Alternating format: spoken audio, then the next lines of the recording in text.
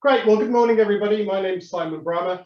I'm part of the Towns and Cities team at Ashden, the climate change charity.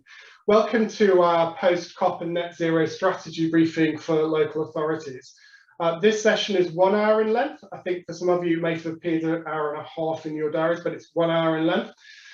So as you'll be aware, there's been a flurry of activity and announcements early this month from COP and also from the long-awaited publication of two new important UK policies, the net zero strategy and the heat and building strategy. So we thought it would be useful to take stock and consider what all of that means for local climate action. So I'm really delighted to welcome three speakers today. And from two other organisations who are great friends and partners of Ashden, the Grantham Institute at Imperial College London and the Centre for Alternative Technology. Our first speaker is going to be Paul Allen, who's been involved with the Zero Carbon Britain project since its inception, has attended many COP meetings over the year. And he's going to present to you about Kat's work. Kat was actually an official observer at COP26 this year, so Paul will have lots of useful and insightful reflections for us. Our second speaker is Alyssa Gilbert, who's Director of Policy and Translation at the Grantham Institute and has been chair of the COP26 Universities Network. And then finally, we'll hear from my colleague, Cara Jenkinson, who works alongside me in the cities team, who'll be focusing on what the net zero strategy and the heat and building strategy means for councils. As we only have 1 hour, we will take questions at the end, but do feel free to drop them into chat as we go. And if you'd like to introduce yourselves to each other, please do that throughout this morning. It's always interesting to see who's on the call. So our speakers have a very specific 13 minutes each, and I will give them a 1 minute warning. So I'm going to now hand you over to Paul. It's all yours, Paul. Thank you very much. I'll just share my screen with my slides.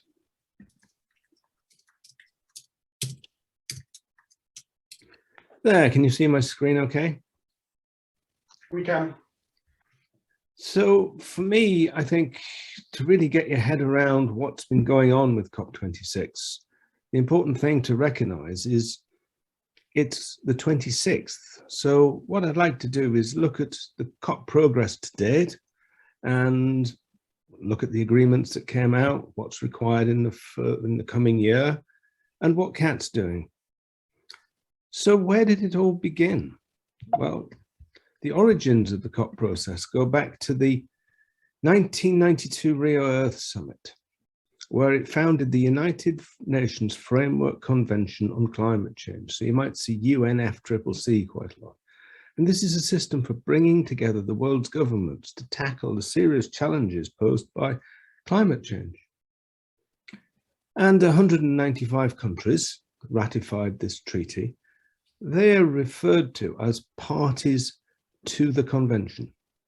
And since the UNFCCC came into force, these parties have been meeting annually at what they call the Conference of the Parties, or COP, to assess progress and agree action. And it began rolling, and it rolled for about 13 years, beginning in 1994. But there came a point where the science was actually worrying people that things weren't happening fast enough. So the first sort of collective way of looking at that was called the Bali Action Plan on the way to Copenhagen. This was by COP13. And the stark urgency of the climate science triggered this sort of 2-year plan aiming to reach a final binding agreement signed by all parties at COP15 because they recognized it was urgent. That was launched at COP13, and then COP14 in Poznan it went well. I was there, we were sharing our Zero Carbon Britain work. They felt there was a bit of momentum building. The conversations recognized that the next year, COP15 in Copenhagen, would be pivotal. But in the run-up to Copenhagen, particularly in the 2 weeks before, there was a massive shift that nobody at COP14 foresaw, and it was called ClimateGate. ClimateGate hit the world's media 2 weeks before the Copenhagen conference. And it was essentially undermining science from leading climate scientists in reputable universities, Phil Jones and Tim Osborne, and saying that they'd fiddled the data. But then several independent investigations following that proved it was totally untrue. And one of its leading advocates of ClimateGate, Mr. Mosher, said this year, if I have to make an apology, even if it's remotely by the BBC, then I'm happy, because he'd used his own models with the data and he'd found that they were correct. So the difficulty of this ClimateGate scandal is that it undermined the momentum behind Copenhagen. And there was a failure to deliver on meaningful agreement on who would do what, on the actions. Now, informal negotiations took place, as ever, with the people who were there, and people wandered around waving a Copenhagen Accord, but it was a small group of countries, and it wasn't based on the text that had been developed in the negotiations. So it was a big, difficult time when Copenhagen failed to deliver, because the world had to press on. So there was no option. The process was rethought with a focus on agreeing the global targets for what we have to do at COP15 in Paris. But rather than having to reach a final agreement in Paris of exactly who will do what to deliver on the targets, the Paris process was based around voluntary offers from countries called nationally determined contributions, or NDCs, backed by a ratchet mechanism that if the initial NDCs didn't meet the target, then every 5 years, countries would come back. So we equipped ourselves at CAT to help as much as we could. We got a side event slot. We presented the Zero Carbon Britain research, which is an endpoint scenario, looking at how the UK could be net zero. But we also did an overview of international models called Who's Getting Ready for Zero, to share that with all the delegates. And of course, the fact that at COP21, 195 countries agreed that they will collaborate to avoid the biggest challenge humanity has ever faced is very good. But it has to be recognized that we were agreeing the target rather than the actions. And then every 5 years, what they call the Paris ratchet mechanism, there'd be pressure to up your NDCs to every country, to up your nationally determined voluntary contribution to what you'll do. And the reason COP26 was important is it was the first of these ratchets. But in the meantime, between Paris and COP26, a lot was changing. Our understanding of the climate science became more urgent. The Intergovernmental Panel on Climate Change, its landmark report in 2018, confirmed the difference between 1.5 degrees C of warming and 2 degrees C of warming is ruinous. And so it made a strong case that we have to increase our ambition. And at the same time, many scientists were coming out and saying, the amount of warming we're seeing, the amount of extreme weather events are greater than what the model behind all of this predicts. One of the leading ones, former chief scientific advisor to the government, David King, came out and said he'd been scared by the number of extreme events. And he called for the UK to advance its climate target from 2050 to 2040. Now, a scientist saying he's scared was actually quite controversial, but many other scientists backed him. And what Sir David King has done now is he's formed an independent climate crisis advisory group so that the climate science can speak independent of government. So the pressure for an evidence-based agreement at COP26 had become even stronger. And literally a week before, the United Nations made the science very clear.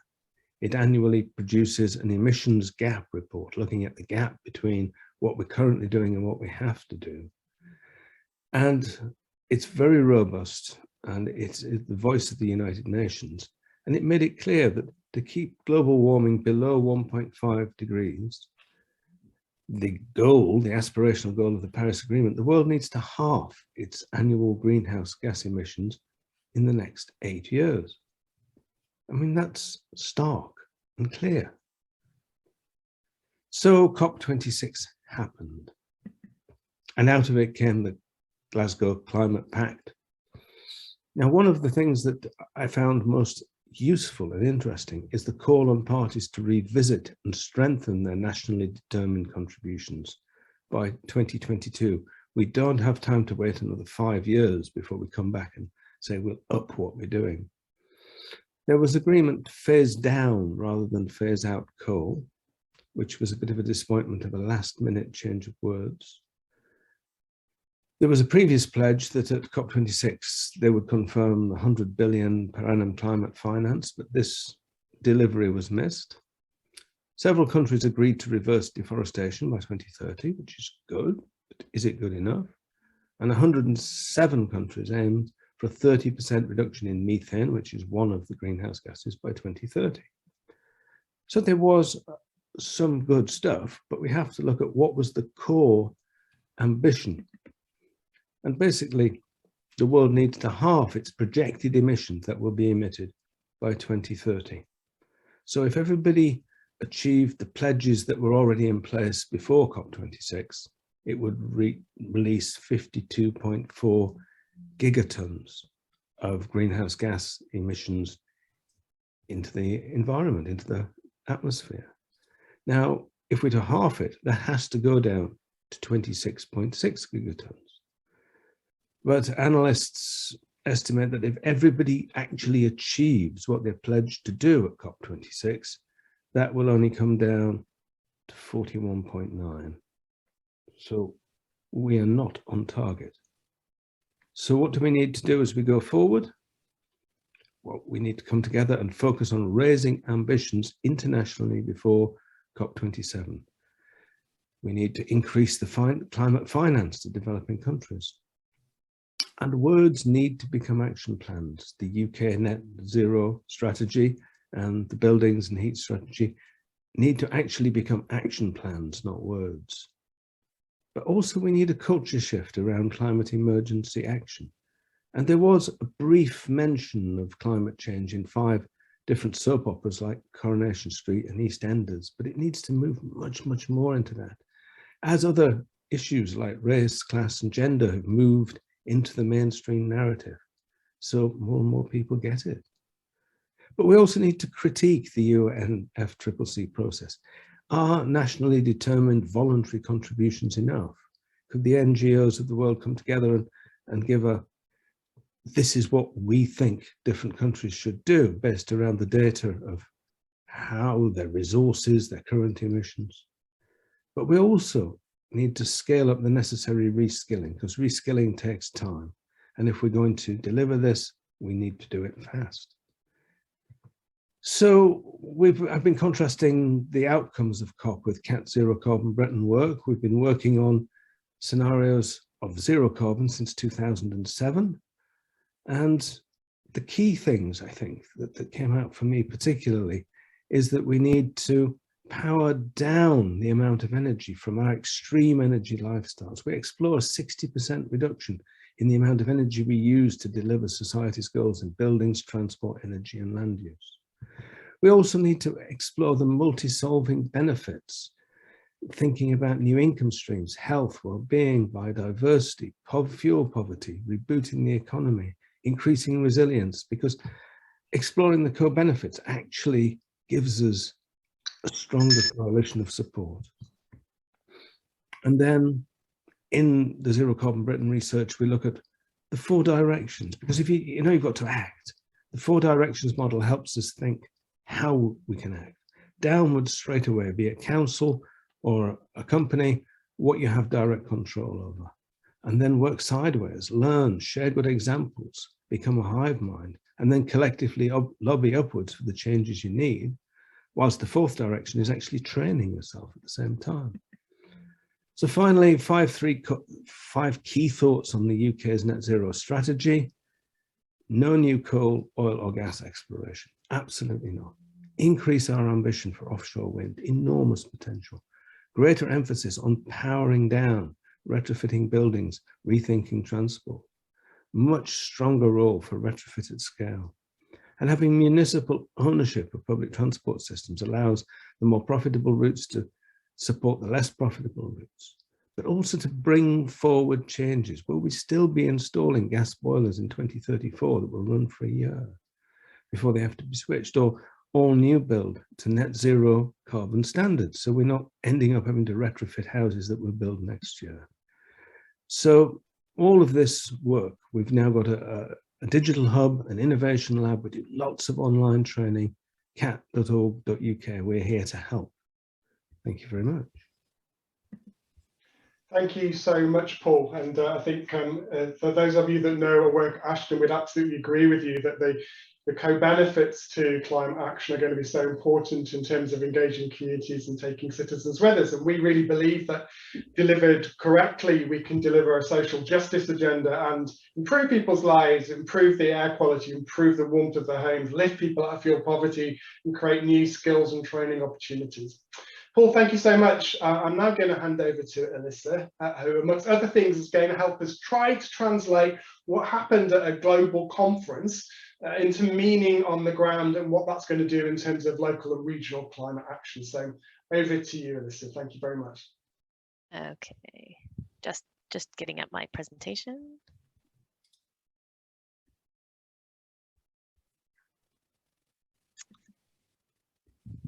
Okay, great. So thank you. And hopefully I will now follow on from where we were left with Paul's presentation and talk a little bit more in detail about the experience of COP. I come from a university, so I'm going to talk a little bit about the science and the extent to which the conclusions that we saw at COP reflected the science, and then talk a little bit about what that means to many of you who are working in local government or regional authorities in the UK.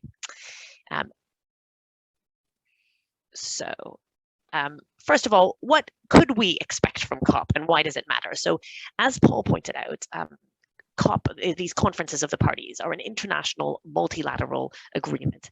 Now, going to a kind of very international conference it's a very high level discussion. It involves lots of compromise between different countries. And so we have to kind of ask ourselves, ultimately, what was it that we're expecting from this kind of agreement? And there are some really important things. At the highest and most important level, we have the strong messaging, particularly in those first couple of days of the conference, where you hear international heads of states talking about how important climate change action is to them. So you have this commitment at the highest level, both to tackle this issue, acknowledging that it's a real issue, how to tackle it, what humans' roles are in it, and how we might work together. So a commitment to collaboration. At the highest possible level, this is really, really important. On top of that, we wanted acknowledgement and continued acknowledgement of the urgency, and then moving towards concrete targets and plans of action from different governments and countries that are sufficient and good enough. And I think Paul took us on this route of understanding that there are commitments, but they don't always feel fast enough, good enough, or strong enough. And why does it matter? It matters because sometimes when we're trying to take action in the UK, and maybe some of you have experienced this, you might be confronted by very genuine questions from people saying, well, if we're making all of this effort in the UK, what about other countries? Sometimes you hear people ask the question, well, why should I be doing this if China isn't? Now, it's not necessarily coming from a place of someone's deep understanding of China's climate change policy. It's just a genuine question. Recognizing this is a global problem, it's much stronger and much more empowering for actually us to be able to take action in the UK with a global context where we can say, actually, every country in the world has signed up to this being an issue, to this being urgent, and has actually submitted a plan. Now, in that context, different countries have different plans and are doing different things in combination with each other. But this level of international agreement and motivation is really important. And then moving on from that, there were several specific agreements that take place. Paul mentioned a couple of them on particular areas of emissions reductions, particular collaborations between different countries that can really be pivotal in delivering finance, either for our country or for other countries to take action, or delivering motivation and momentum and impetus for innovation and tackling specific challenges. So it gives us the chance to get the context right, but it is not by any means the whole story. So do try and remember that it's very exciting that the UK hosted it this year also. That also gave us us an extra dimension in the UK, because it means that the government was fully committed and had to start implementing and creating further climate change action because of the reputational risk of trying to lead a conference like this without walking the talk. So that's delivered us an extra slew and suite of policies, and I know Cara will speak a little bit about those, that allow us, to work with and take action in the UK. Now, this is actually the exact slide, apart from the title, that I was sharing with people before COP. What were the kind of key issues that I was looking out for? And here they are, and they were pretty much all addressed somehow in the debates and discussions. Countries were urged to submit new nationally determined contributions. These are national commitments to greenhouse gas emissions reductions, commitments on dealing with the impacts of climate change through adaptation, commitments to climate finance. And as Paul said, some of those last couple of things weren't delivered. But also some of the things that they were asked to do were to talk about the Paris architecture. These are the detailed rules of the Paris Agreement that needed some ironing out at an international level. They weren't complete, despite the Paris Agreement having been signed in broad terms in 2015. And many of those were brought over the line and completed, which was actually quite an impressive achievement. But there were also other issues on the table here: loss and damage, which is how do you deal with the irretrievable loss of some cultural elements or people's homes or assets that you actually can't bring back, and how do you pay for those, as well as transparency. So that's when countries commit to greenhouse gas emissions reductions, how do we know that they did that? How do we measure those things? And some of these things were addressed.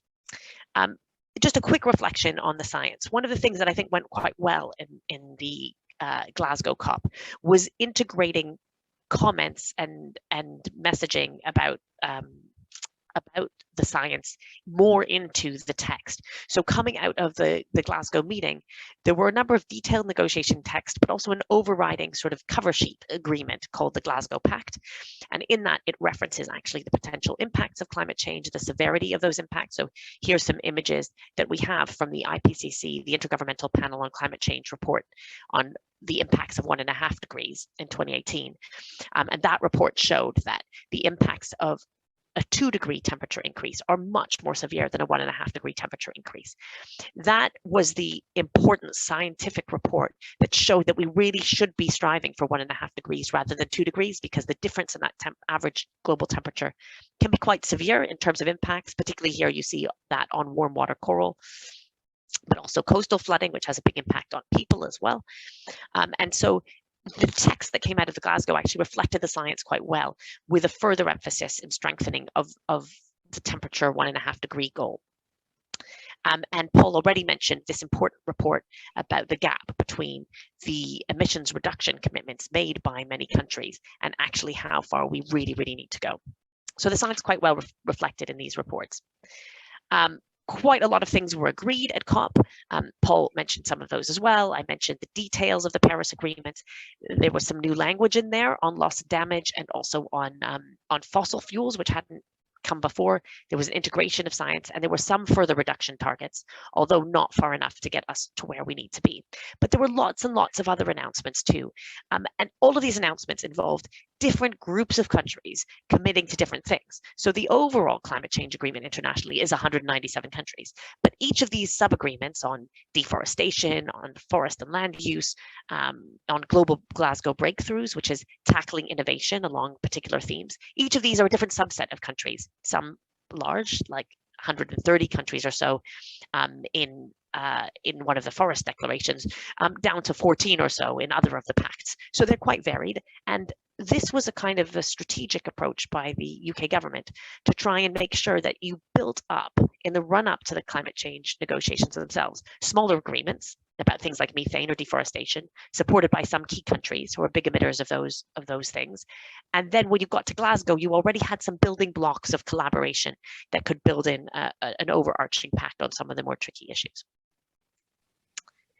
Some things need more work. A global goal on adaptation is a challenge still. New commitments on climate finance to share money from wealthier to poorer countries to help them with this transition is important. And a real understanding of how we can move to a zero carbon resilient world globally in a just and equitable way when many people's livelihoods are dependent on fossil fuel and other emitting economies. That still really needs a better solution. But most importantly, and this is the key point I want to make, the most important thing is that we deliver on all of these things. And ultimately, the Glasgow Climate Conference is great in setting these targets and building agreements between different countries. But what we really need to do, and what is most aligned with the science, is deliver emissions reductions as soon as possible and prepare well for the impacts of climate change as we see them. And that's where all of you come in and are actually essential, because all of these international discussions and even the national level targets need to be delivered somewhere. And it's people like you in your jobs that are closest to people and organizations that are essential to making that happen. And even to testing and piloting approaches to things like just transitions, those need to be happening at a local level, close to people. If you were there in Glasgow, what you felt was loads of activity and lots of people. There were lots of observer organizations like ourselves and like CAT, and those observer organizations brought people, each with a different perspective, and it continued each with a different perspective and very keen to be delivering solutions. So what you really saw in Glasgow, as well as these high-level discussions around technical negotiation issues, you saw groups of people from around the world, from different sectors, private, NGO, academic, coalescing around solutions and figuring out how we could all work together to actually deliver change. And some of the things that I think are notable was I was a bit concerned, still am a bit concerned, that the excitement and hype of COP26 would just end there. And the UK's enthusiasm for new policies and so on wouldn't continue, and particularly the private sector's enthusiasm for talking about climate change. But we, in our position at the Grantham Institute, see continued interest. I'm being contacted still now by companies that want to get involved in innovation around climate change or reducing their own footprint. And so this is quite a good way of getting the momentum, particularly in the UK as the host country. Lots of people were talking about climate change and now kind of see it as an issue that they just expect to be targeted. And I put here transformative change. That was also a topic that I heard people talk about. That means addressing mitigation and adaptation together. And that speaks really well to this co-benefits discussion that Simon mentioned as well, making sure that we understand that action on climate change in the way of reducing greenhouse gas emissions, we can do that at the same time as making ourselves resilient to climate change impacts, but also at the same time as building a better society or tackling other problems at the same time. So just to finish off, and I know this is kind of where you really want the focus, but what can you do when you work at a local level? As I said, local level action is absolutely essential. We can only deliver these international targets through national frameworks that are delivered for the most part locally. So some of the areas that I think you can think about is that local action matters. On all of these big ticket issues, local action matters. There's a real opportunity also for small businesses and for skills development wherever you are. Focus on which parts of the strategies, particularly the UK net zero strategy that will deliver on some of these UK goals, but also the nature part of this.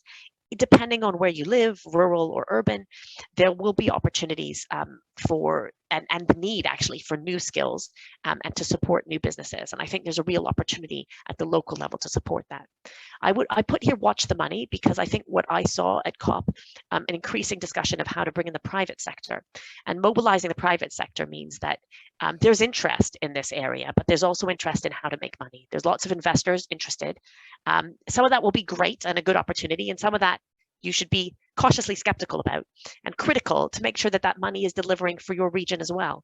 So work and engage with different people who actually want to invest in the zero carbon future in your area, and make sure that that investment works for people in your area and also for land, and is cognizant of things like who owns that land and what the future is of that investment. Particularly nature is complex, but it may also be in terms of buildings and infrastructure where there's a great potential for mitigation and adaptation to climate change. And I think what we see very clearly at the international level is equally true locally. Collaboration is essential. So work with all of the different actors that you have, and absolutely please engage with this momentum. So that's one of the things that came out of Glasgow, is that the UK as presidents had to set up all of the sort of net zero strategies that we saw in advance, but they still hold the presidency for the next year. So they still are going to have to focus on delivering some of these climate change activity that will create some momentum and use that, ride that wave. And I just wanted to finish by saying that do connect with your citizens. Individuals and people will be at the heart of this change. You want them to embrace and accept and welcome where there is change and see that as something that's positive for themselves. What it means to them personally could be jobs or skills, and you want that really to be as positive as possible. We published at the Grantham Institute 9 things that you can do about climate change, which is really for individuals. But of course, you want to make that as relevant as possible to your local citizens. And I'll stop there. Thank you. Alyssa, thank you so much for giving us that big picture and with huge skill translating it into what that means locally. I think at Ashden we've been doing quite a lot of work focused around procurement and how procurement, social value and low carbon procurement can really drive change locally, and how that can kind of not only benefit local businesses and SMEs particularly, but keep money in local communities. And again, another co-benefit to climate action, show how that we can support local economies to do better and for people to have happier and better livelihoods. And also, Alyssa, you mentioned that holding the presidency means that we can kind of hold the government's toes to the fire, if you like, in terms of what's happening in the UK.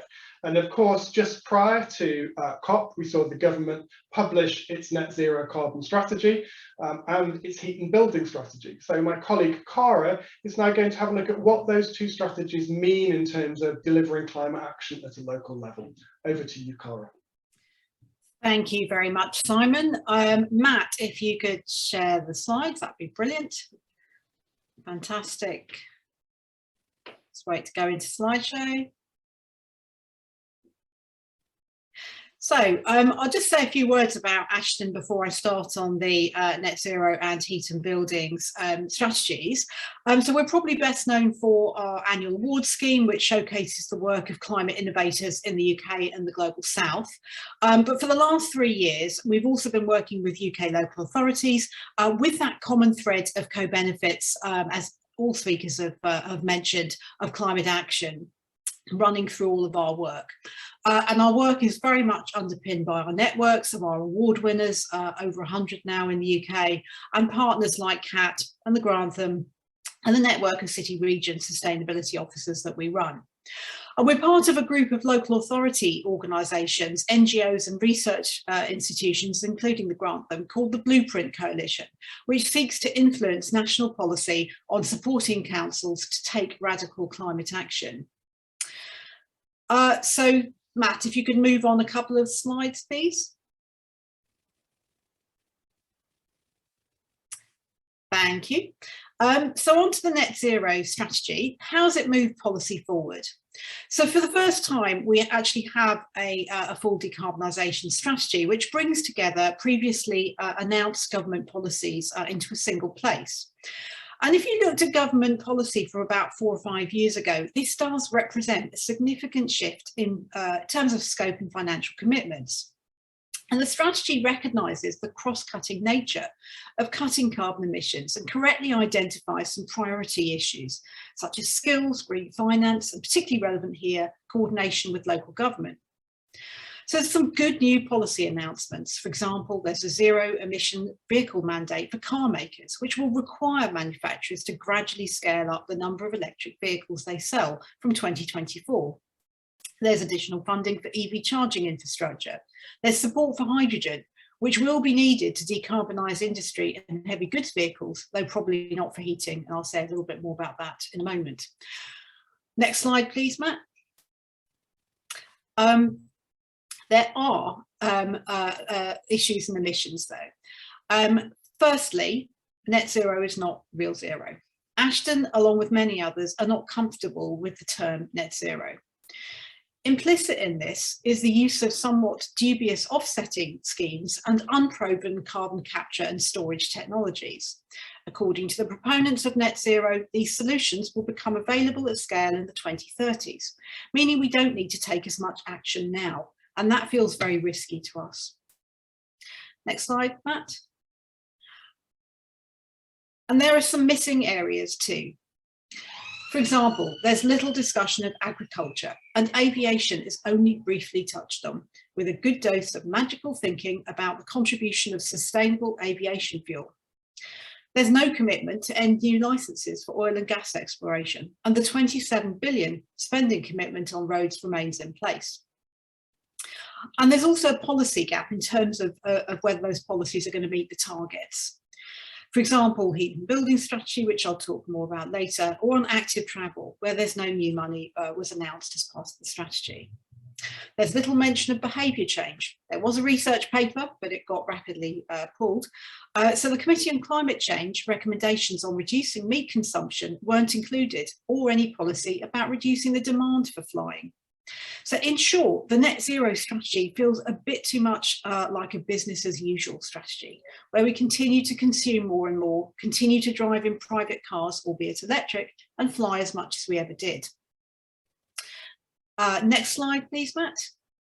So what does it all mean for local authorities? Well, there's a whole new chapter, the whole chapter on local climate action, which we do welcome. And it's clear that government has listened to councils and to groups like UK 100 and ourselves in the Blueprint Coalition. And they've correctly identified a lot of the issues, but there's a lack of detail on how to solve them. There will be a new local net zero forum bringing together local and central government, which we do welcome. From what we understand so far, it'll be at council director level rather than chief exec, with wider task and finish groups. It's being led by BEIS, but we'll be interested to see how other departments, such as the Levelling Up Department, Deluxe, Treasury and DFE are involved. The energy hubs are going to become net zero hubs. And other than the term net zero, we would welcome this expansion, as the hubs play a really useful role in project support and are well placed to do much more, providing the funding is in place for them. And the UK Infrastructure Bank is going to play an important role.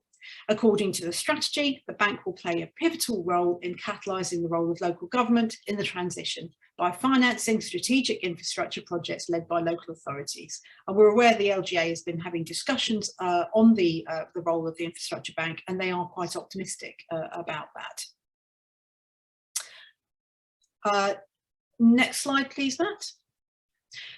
So we are disappointed by the lack of support for community action on climate, whether that be community energy or broader groups. So there are some fantastic examples of community-led groups really delivering change, whether that's Low Carbon Hub in Oxford with their project LEO, smart energy work, or this year's Ashden Award winner on green skills, Carbon Co-op. And where councils work in collaboration with local groups, whether in Oxfordshire or in Plymouth, so much more can be achieved. But the net zero strategy has barely a mention of community action and no funding support, which makes it more difficult for local authorities to leverage the skills and the time of their communities. Moving on to the more, the all-important issue of funding for council action on climate. Again, the strategy recognises the issues. I've included the quote, which probably we'd all agree with. Longer term funding is needed, but it doesn't propose solutions. And this is inextricably linked with my last point on skills, because without long-term certainty on funding, it is hard to develop both the internal local authority skills and the skills in the wider supply chain. The net zero strategy does talk about green skills development in some detail. There is additional money, but we feel the role of local authorities is downplayed, with the skills funding remaining centralised. And the tight delivery deadlines for grant-funded schemes, such as the various retrofit streams of funding, make it much harder to build in social value, like apprenticeships and reskilling, into procurement. Next slide, Matt, please. Thank you. So move on to the heat and building strategy, first the politics. So politics of fear from the so-called net zero scrutiny group led by MP Steve Baker, and on the other side Insulate Britain, who've probably attracted at least as much attention in the press. We've had to wait a long time for the heat and building strategy, and the difficult politics for Boris Johnson is one reason for the delay. Next slide. So what's in the heat and building strategy? There are good principles that most people would agree with. A fabric first approach, protection for those in fuel poverty, and the importance of innovation. There's additional funding to retrofit homes for people on low incomes, including an extra 950 million for the home upgrade grants, 800 million for the social housing decarbonisation fund. There's a new 450 million boiler upgrade scheme, which will provide £5,000 per household installing an air source heat pump, and a 60 million pound fund for innovation, with the aim of bringing down the cost of air source heat pumps. There's an intention to phase out the installation of new gas boilers from 2035, and the Future Home Standards will come in 2025, which will ban boilers in new homes. The strategy recognises that artificially high electricity prices, due to environmental levies being added to the electricity price rather than gas, act as a disincentive for heat pumps, and there is a proposed consultation on changing this. But, and if you could press next slide, Matt, to move on to my but section. There's quite a few of them. The funding does not match the 2019 manifesto commitments of 9.2 billion. 450 million will only support 30,000 heat pumps per year, compared to the 600,000 per year needed by 2028. The phase-out date for gas boilers lacks ambition. The Heat and Building Strategy in Scotland proposes 2030, and the IEA, the International Energy Agency, has called for a ban on the sale of new boilers from 2025. And there have been criticisms on switching environmental levies to gas. It'll hit people on lower incomes more compared to funding the levies through general taxation. But probably the greatest criticism for the strategy is its lack of policy on insulation of homes, bar a proportion of homes for those on low incomes. There are no incentives, no replacement for the Green Homes Grant Voucher Scheme. And this is compounded by leaving hydrogen on the table as an option for heating, even though most independent experts feel that hydrogen will be available too late and will be too expensive for use in home heating. So what can councils do now? Next slide, please, Matt. So explore all the funding sources, including the ones that aren't explicitly about decarbonisation, such as levelling up funding. The levelling up white paper is expected imminently and is anticipated to have a decarbonisation element. So get detailed strategies and plans in place so that the council is ready for funding opportunities when they emerge, and they tend to do that at quite short notice. Learn from best practice. There are some excellent resources available. CAT has their resource hub for local authorities, which Paul mentioned. We have within Ashden our Learning Out Loud platform, which hopefully Matt will put a link up to. And the LGA have a wide collection of case studies and knowledge too.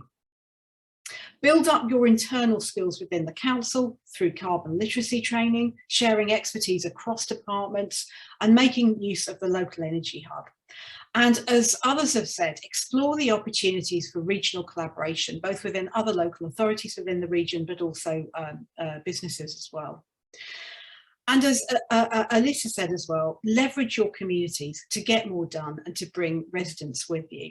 And then just my final slide, Matt, if you could just move it on. So I wanted to finish off on that important role of communities. The voice of activists, particularly young people, was heard loudly at COP this time. This month, climate change has been ranked as a top concern in the regular issues poll conducted by Ipsos Mori. Communities want to get involved in taking climate action, and it's not just the usual green groups. The Welcoming Association, which won the Ashden Green Communities Award this year, is a great example. Their role is to welcome refugees and other new Scots to Edinburgh, and they've embedded climate action throughout their work, bringing people together through climate-focused activities such as food growing and cooking, home energy savings and waste reduction. For the government's decarbonisation strategies to be successful, we believe that communities and grassroots action play a vital role. I'll leave it there and happy to take any questions. Thank you very much. Thank you very much, Cara. Thank you taking us from a very big global picture down to a very local one, really helpful. And I think your points around skills are very important. In the heat and building strategy, we're seeing limited funding for the installation heat pumps, but we know that actually we need this huge transition in terms of reskilling plumbers and boiler installers to be able to do that work. And as you say, skills are held by central government. Those need to be devolved with the funding and resources to make that happen locally. We have lots and lots of questions, actually, so I'm going to help work through those, but I'm going to take chair's prerogative, first of all, and just ask one question of all of our speakers. So, as been mentioned, we're going to be holding the COP presidency for the next year. What opportunities are there in holding that presidency to advance action on climate in the UK? Paul, perhaps if I can start with you. Thanks, Simon. I don't seem to be able to get my camera on for some reason. I apologize for that. We can hear you just fine, though, Paul. I think what we really need is a societal shift and to unleash the power that we have at local level. I mean, the Committee on Climate Change made a very important point. The Committee on Climate Change sort of oversees the government's net zero work. And it was not just talking about the lack of ambition in NDCs, but it talked about LDCs, locally determined contributions. And the contributions that are coming from councils are actually more ambitious than UK government councils, which is driving up the ambition. And if that can be supported and nurtured and turned into real life projects on the ground, and that is a very powerful source for change, I think, which is why we're very keen to collaborate with Ashden and lots of other people to help support the councils be that change. Does that help? That really does help, Paul. Thank you very much. And actually, one of the things we're very interested in at Ashden is about how do you create that bridge between community organisations and local authorities to allow kind of co-design of climate projects with all those co-benefits we've been talking about to be created. Alyssa, do you have any thoughts in terms of holding our government's toes to the fire, if you like? Yeah, I mean, I think the main advantage of the UK keeping the COP presidency for a year from a UK action perspective is this reputational risk I mentioned earlier. For as long as the UK is in that kind of quite high profile international position of driving forward the next steps in the negotiations, they absolutely will need to be showing that what's happening in the UK is world leading. And that's a great moment for us to keep pushing forward, put pressure, call out things that aren't consistent with some of the things that they're claiming. But the second part of that story is it's an opportunity for us to connect with others internationally. And I think someone in the chat, but also Paul, drew out some of the details of the agreements that really internationally that call out the role of communities and local government. That's a common thread that many different actors around the world see as important because it makes sense, right? But there's the opportunity through that presidency to connect with some of the partner countries that the UK wants to build relationships with and learn from each other and build a kind of a stronger core. So that's kind of a very different way of thinking about UK action, but it is an opportunity that's offered by being the presidency country. Great, thanks very much. And Cara, any reflections from you? Yeah, I think it's that cross-working across government departments that's, I think, going to be really important, and keeping climate at the kind of top of mind and not thinking, well, COP26 is done, so that's over for the UK government. I think there's a huge opportunity, whether it's the Department for Education thinking about developing green skills, or the Treasury actually providing money for it, to really have that cross-party, cross-department running better. Great, thank you, Cara. Okay, I'm going to move on to some questions, and Cara, actually you touched on this in your presentation, but I'm going to ask Paul to respond to this one first of all. So there was a previous seminar run by Ashden and Kat where Kevin Anderson came to talk about the dangers of net zero framing and pushing targets into the future whilst not delivering the kind of radical action we see now. Paul, would you like to comment a little bit more on that, about what came out of COP and the dangers of the net zero framing in pushing things into the future rather than being delivered right now? And how we can overcome some of those, I guess, is the question. I think the way to overcome something is firstly to recognize it. And If something says we will continue flying, we will continue driving in individual cars, and if the numbers don't actually stack up for what it's doing globally, even though we can make a case that yes, buying up farms, planting trees, offsetting, but it's a matter of, are we doing the heavy lifting, the actual big changes we need, or are we just asking our marketing team how we build the net zero into our brand? We really do have to do the heavy lifting. And that means rethinking energy extreme lifestyles. The amount of energy we use now is nowhere near what we've used in the past to deliver society's goals. So powering down, delivering them more efficiently is one of the key parts. But of course, recognizing that Britain, as I've said for a number of years, and I think the Prime Minister's also said, is the Saudi Arabia of offshore wind. We have huge amounts of offshore wind. We have an oil and gas industry that needs to transfer into something else. There's a lot of skills matching with offshore wind. So do the heavy lifting, power down, power Britain with clean energy, and then we have something really tangible to offer. Great, thank you very much, Paul. I'm going to take the next question, staying at kind of global level to Alyssa. So a question from Martin is that, can a multilateral negotiation process that has been compromised for the last 26 years really be different going forward? And how might COP27 change that dynamic? So just a small question for you there. I mean, I don't think we should expect too much from that process. I don't think there's a problem with that either. It is already quite incredible, if you think about it, that we have all of those countries around the table acknowledging this issue. And even though the progress feels very gradual, to some of the countries that are members of that agreement, it's pretty radical for them to be talking about this issue in the way that they have been talking about it. But that is why it can't be the whole story. It is, in some ways, profoundly depressing that these discussions have been happening for nearly 30 years and emissions continue to go up. And that's why we need to move away from a sort of a reliance on that process alone. So it's necessary but not sufficient condition for tackling climate change effectively. And so we need that kind of downstream action and delivery. And I think there's really a recognition when you go to these international conferences now that this target setting is not enough alone, that it's time to move towards action. And I think that's why when you move around the areas where the different observers are working together, they're really trying to work on action-orientated programs. And that's probably why you see what I described as this slew of additional agreements. All of those additional agreements are actually packed around action, what needs to be done next.